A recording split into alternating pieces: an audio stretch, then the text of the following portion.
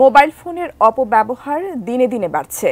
এই মোবাইল ফোনের কারণে অনেক তরুণ-তরুণী আত্মহত্যা করেছে। আবার গবেষণা বলছে, দেশজুড়ে যত পরকীয়া বিবাহ বিচ্ছেদের বড় কারণ হয়ে দাঁড়াচ্ছে এই মোবাইল ফোন। এবার রাতের বেলা সেই মোবাইল ফোনের ব্যবহার বন্ধের দাবি বাংলাদেশের সংসদে। বিস্তারিত দেখুন মোহাম্মদ সোহাগ বিশ্বাসের রিপোর্টে। পত্রিকার পাতা খুললেই চোখে পড়ে প্রেম, বিচ্ছেদ, প্রতারণা আর পরকীয়ার খবর। এর নেপথ্যে রয়েছে মোবাইল ফোন। এই মোবাইল ফোনের কারণে শুধু মানুষই নয়, ক্ষতি হচ্ছে প্রাণীকুলেরও। মোবাইল নেটওয়ার্কের কারণে দিনে দিনে কমছে পাখি। এবার রাতে মোবাইল ফোনের ব্যবহার বন্ধের দাবি উঠেছে খোদ সংসদে।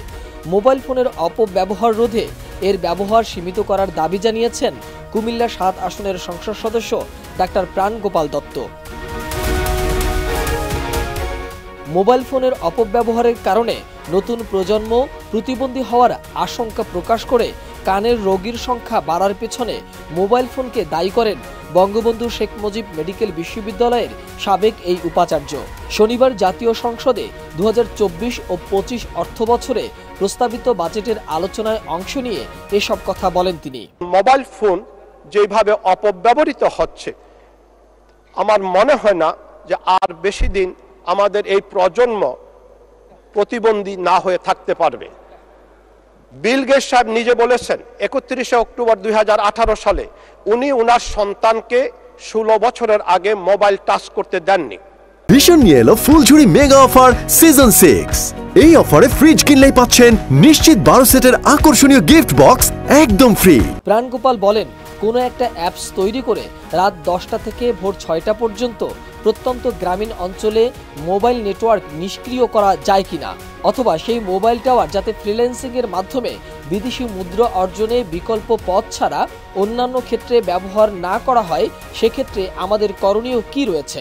কোনোভাবে মোবাইল কোনো একটা অ্যাপ সৃষ্টি করে রাত 10টা থেকে ভোর 6টা পর্যন্ত প্রত্যন্ত গ্রামীণ অঞ্চলে মোবাইল টাওয়ারগুলোকে নিষ্ক্রিয় করা যায় কিনা, অথবা সেই মোবাইল টাওয়ার যাতে ব্যবহৃত না হয়, মানে ফ্রিল্যান্সিং এবং অন্যান্য বিদেশি মুদ্রা অর্জনের বিকল্প পথ ছাড়া অন্য কোথাও যেন ব্যবহৃত না হয়, সেই ক্ষেত্রে আমাদের নজর দেওয়া উচিত। না হয় আমার রোগীর সংখ্যা যেভাবে বেড়ে যাচ্ছে, 10 বছর থেকে শুরু করে সবার একটাই কথা, কানে শুশু করে ভুবু করে কানে শুনি না, লেখাপড়ায় মন দিতে পারি না, তাহলে আমরা কোথায় চলে যাচ্ছি।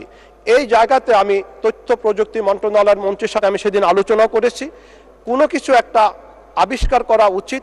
এ সময় দেশের চিকিৎসা সেবা উন্নতির জন্য চিকিৎসকদের বেতন ভাতার পাশাপাশি গবেষণা, আবাসন সহ অন্যান্য সুযোগ সুবিধা বাড়ানোর প্রস্তাব করেন সংসদ সদস্য প্রাণগোপাল দত্ত।